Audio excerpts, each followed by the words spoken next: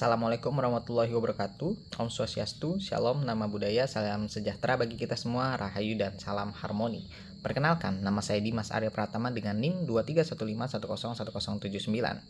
Di sini saya akan menjelaskan dari tugas 6 di mata kuliah Desain dan Analisis Algoritma dengan Ibu dosen pengampu Nilu Dewi Sintiari, SPD MSc PSD.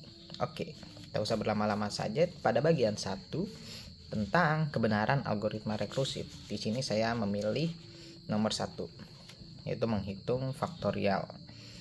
Kita sudah ketahui sudut kodenya, jadi langsung saja saya jelaskan pada pembuktian kebenaran algoritma untuk input n sama dengan 1, di mana kasus dasar ini membuktikan kebenaran algoritmanya. Jadi faktorial untuk input n sama dengan 1 ini mendefinisikan faktorial dari 1 adalah 1, yang secara matematis itu benar, karena ketika prosedur faktorial dipanggil dengan n sama dengan 1, jadi fungsi ini langsung mengembalikan nilai 1 sesuai dengan definisi matematika bahwa 1 faktorial sama dengan 1. Jadi untuk keduanya berikan hipotesis induksi untuk nilai integer n lebih dari sama dengan 1, yaitu menyatakan untuk sebarang bilangan bulat positif, artinya untuk bilangan bulat positif lebih dari lebih sama dengan 1, itu prosedur faktorial K akan menghasilkan nilai K faktorial dengan benar. Artinya saya asumsikan bahwa algoritma rekursif ini mampu menghitung faktorial untuk sembarang bilangan bulat K dengan tepat. Dalam konteks ini berarti kan faktorial untuk sembarang bilangan bulat K ini bahwa pemanggilannya rekursif. Jadi faktorial K akan mengembalikan nilai K faktorial yang benar sebelum membuktikan untuk K tambah 1. Untuk pembuktian kebenaran hipotesisnya, jadi langkah induksinya akan membuktikan bahwa induksi benar untuk K, algoritmanya juga benar untuk K tambah 1. Dimana yang menurut hipotesis induksi ini telah terbukti menghasilkan K faktorial dengan tepat.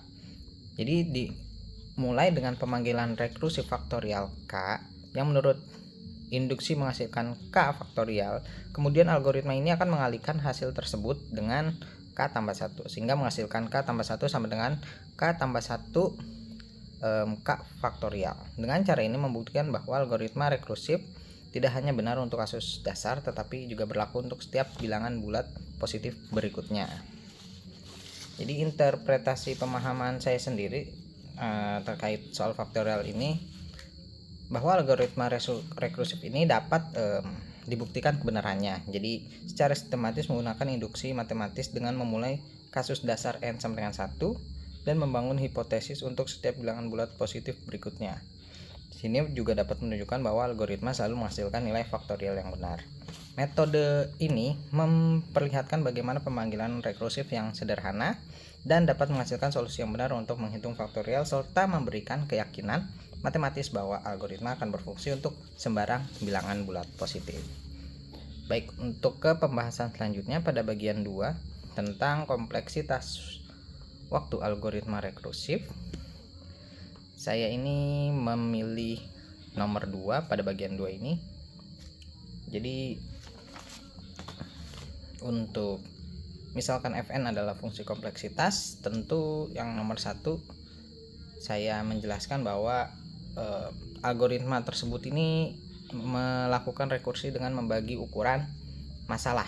Jadi dibagi ukuran n per 2 nya itu menjadi n per 2. Pada setiap pemanggilan rekursif ini kita mengalihkan hasil rekursi dengan dirinya sendiri. Jika n ganjil, kita melakukan satu perkalian tambahan dengan X, maka jumlah perkalian utama dalam setiap langkah adalah 1. Untuk perkalian kuadrat ditambah 1 ekstra jika n ganjil. Oke, untuk yang 2 tentukan nilai F0 nya itu nilai dasar dari fungsi rekursif.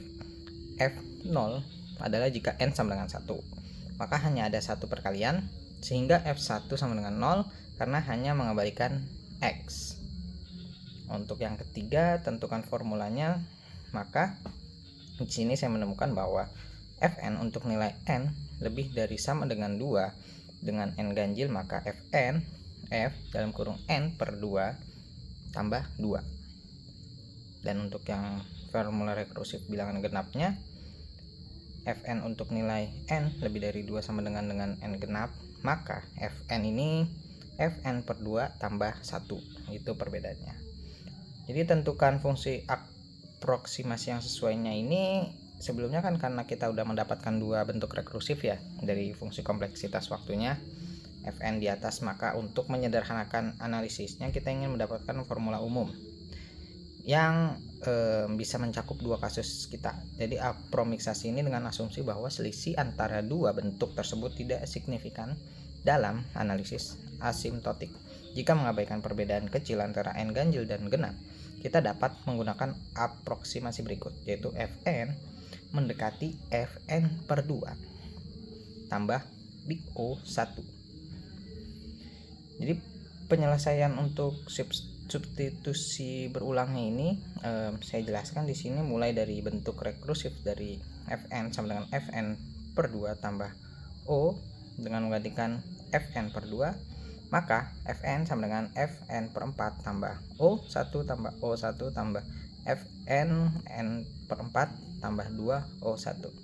Karena mengulangi proses ini sampai kita melampaui batas rekursif dari F1 ini, maka Fn sama dengan Fn per 8 tambah 3O1. Fn selanjutnya Fn sama dengan Fn per 16 tambah 4O1. Maka secara umum di sini kita melanjutkan hingga ke langkah berikutnya, hingga K langkah, maka akan mendapatkan Fn sama dengan Fn 2 pangkat K tambah K O1, di mana K ini adalah jumlah langkah yang dibutuhkan hingga ukuran inputnya menjadi 1. Karena kan kita ingin mencapai n sama dengan 1, maka K ini memenuhi n per 2 pangkat K sama dengan K sama dengan log 2n. Maka kita peroleh Fn ini O log n. Selanjutnya perbedaan dengan strategi brute force. Tentu metode brute force ini menggunakan pendekatan pengulangan langsung ya, dengan melakukan perkalian sebanyak n min 1 kali. Jadi contoh source code sederhananya mungkin brute force power xn, resultnya 1 for i in range n, maka resultnya x, langsung di return.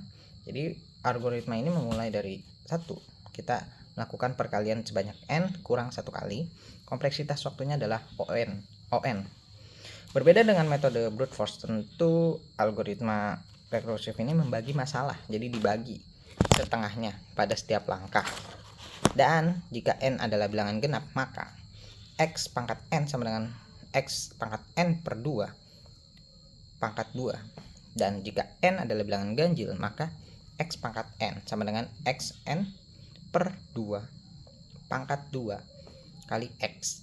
Karena ukuran masalah dibagi 2 setiap langkah, maka jumlah langkahnya hanya sekitar log n, sehingga kompleksitasnya adalah O log n. Jadi di sini sudah saya tuliskan kesimpulan perbandingannya juga untuk brute force. Jumlah perkaliannya on, kompleksitas waktu on. Untuk rekursif powernya O log n, kompleksitas waktunya O log n juga. Kesimpulannya ya, recursive power ini jauh lebih cepat ya dibandingkan metode brute force karena mengurangi jumlah perkalian secara drastis. Misalnya jika n sama dengan 1024, maka brute force ini membutuhkan 1023 perkalian karena n kurang 1. Untuk recursive powering hanya membutuhkan 10 perkalian karena O log n. Jadi ini adalah salah satu contoh bagaimana pendekatan rekursif ini dan metode divide and conquer dapat mempercepat perhitungan secara signifikan. Mungkin hanya itu yang dapat saya sampaikan. Kurang lebihnya saya mohon dimaafkan yang sebesar-besarnya. Terima kasih atas waktu dan kesempatannya sudah menonton video singkat presentasi saya ini. Kepada Ibu dosen pengampu juga saya berterima kasih dan memohon maaf bila banyak kekurangan. Saya akhiri dengan salam keagamaan. Wassalamualaikum warahmatullahi wabarakatuh. Om Santi Santi Santi Om. Rahayu, Shalom dan salam harmoni.